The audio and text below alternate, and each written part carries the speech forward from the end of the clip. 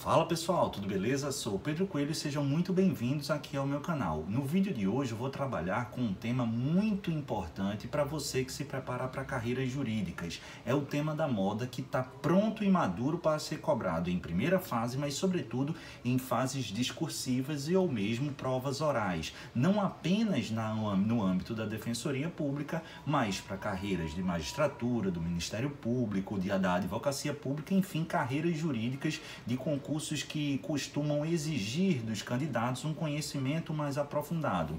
Estou falando da figura do custos vulneráveis. O que é que acontece aqui? Desde outubro de 2019, do ano passado, esse tema ganhou uma repercussão ainda mais incisiva no âmbito jurisprudencial em razão de uma decisão da segunda sessão do STJ.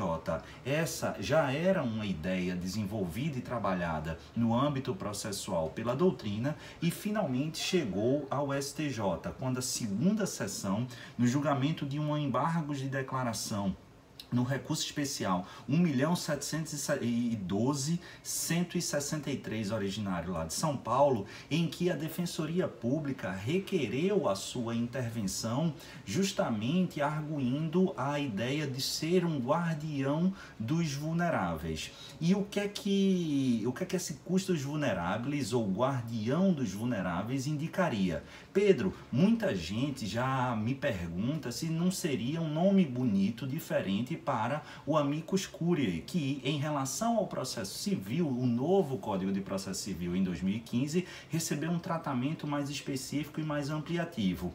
Mas não, são figuras diversas. E nesse arrazoado trazido pela Defensoria Pública, nesses embargos de declaração por mim mencionado no recurso especial, isso ficou muito claro. E qual é o bacana de entender essa figura? Porque quando admitida como guardião dos vulneráveis, a defensoria ela não tem limitação de atuação. Por exemplo, ela não tem limitação de utilização de, por exemplo, instrumentos recursais. Ela tem legitimidade ampla para impugnar eventuais decisões. Daí a importância dessa ideia.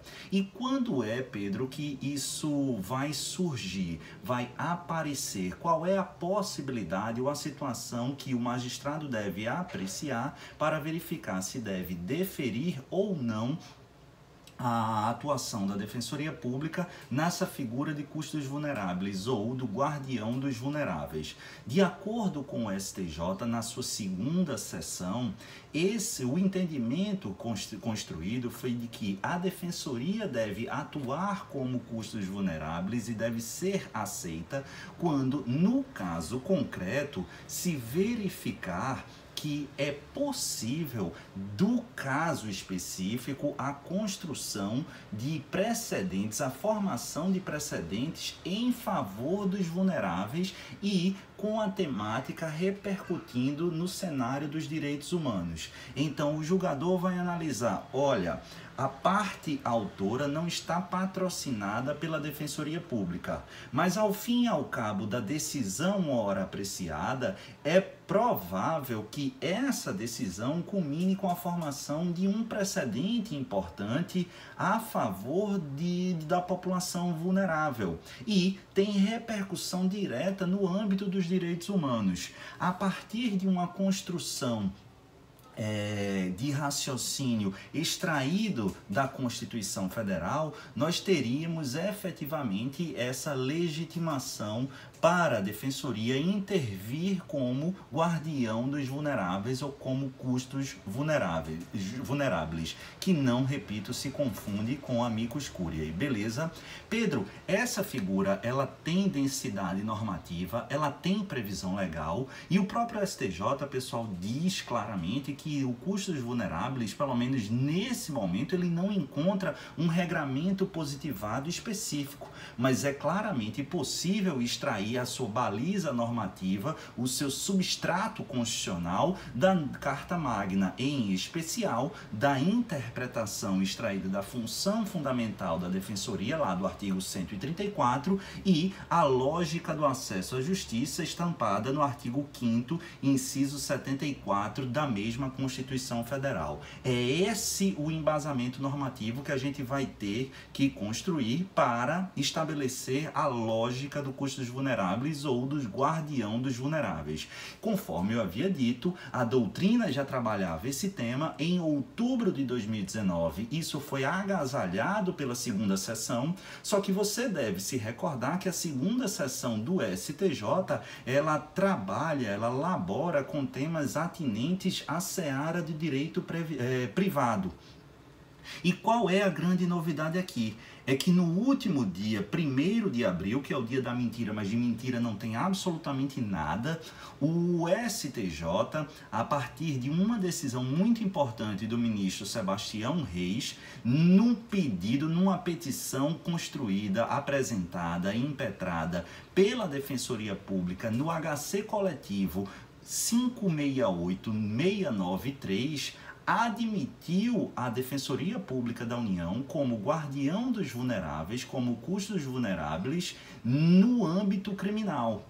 Nesse tema, nesse HC coletivo não impetrado pela Defensoria Pública, o que é que se discutia, Defensoria Pública da União? O que é que se discutia? Se discutia fundamentalmente a possibilidade de liberação daqueles presos que teriam obtido a liberdade provisória condicionada ao pagamento de fiança. Só que a liberdade provisória, nesses casos específicos, ela não teria sido efetivada. Por quê? Por ausência de condição do pagamento dessa fiança. E o argumento por trás desse habeas corpus era, ora, em se tratando de um tema de restrição de liberdade incitamente vinculado com a questão financeira, a questão econômica, a questão social, é claro que a gente tem aí um contexto específico e que deve ser interpretado com ainda mais cuidado. Por quê? Porque vivemos num momento bastante peculiar, que é o do Covid-19, de uma pandemia mundial, de uma pandemia internacional, e que parece ainda mais necessário redobrar os cuidados com o hipercarceramento, a superlotação dos presídios, e dentro das possibilidades vamos flexibilizar algumas prisões para tentar desafogar nesse momento crucial o sistema carcerário, o sistema penitenciário. E nesse tema específico, percebam que estamos tratando de pessoas que respondem por crimes de menor monta, de menor gravidade, tanto é que teriam direito à liberdade provisória. E por que não estavam gozando dessa liberdade provisória? Porque se tratava de uma liberdade provisória condicionada ao pagamento de fiança que não fora feita. E por que não fora feita? Por ausência de condições econômicas. Então esse é o contexto do habeas corpus coletivo, repito, não impetrado pela Defensoria Pública da União. Só que nessa petição, nesse HC coletivo 568693, a DPU pediu para participar como não amicus curiae, não como um mero terceiro interveniente, mas sim como um guardião dos vulneráveis. E o STJ, repetindo e mencionando expressamente aquela decisão lá da segunda sessão, replicou esse entendimento e, percebam, admitiu a atuação na Defensoria Pública como custos vulneráveis, como guardião dos vulneráveis no âmbito criminal. Decisão acertadíssima, na minha visão. Por quê? Porque temos aqui claramente um contexto material debatido nesse HC coletivo que vincula aos vulneráveis economicamente e um grupo social claramente vulnerável, que são de presos com condição econômica precária, sem condições de adimplir a fiança, e que seria mantido encarcerado nesse contexto de pandemia internacional. Perceba que, para você compreender essa figura, você não precisa concordar com a minha visão como defensor e como professor também, no sentido de que esse HC ele deve ser concedida. A ordem desse HC coletivo, ela deve ser concedida. Não, eu não estou falando aqui, e o STJ nessa decisão ele não falou que o HC precisa ser concedido, a ordem vai ser ou não concedida. O que se quer e o que eu preciso que você entenda é que uma coisa é você analisar o mérito da demanda, nesse meu exemplo do HC, para deferir a ordem ou negá-la. Mas me parece inquestionável que o pano de fundo envolve um direito fundamental, que é o direito fundamental da liberdade, num contexto muito específico e especial de pandemia mundial, em que evidencia ainda mais a preocupação com presídios hiperlotados e superlotados, como reconhecidamente pelo próprio Supremo Tribunal Federal na ADPF 347 se estabeleceu o estado de coisas inconstitucional. Então isso aqui é posto, e vamos entender qual é a lógica que o julgador deve apreciar para verificar se a defensoria deve ou não ser admitido como custos vulneráveis. É justamente se aquele caso específico ele tem o potencial de formar precedentes em favor de grupos vulneráveis vinculados aos direitos humanos. E nesse ponto é claro que esse precedente, esse caso específico do HC coletivo que chegou ao STJ, ele atende esses requisitos.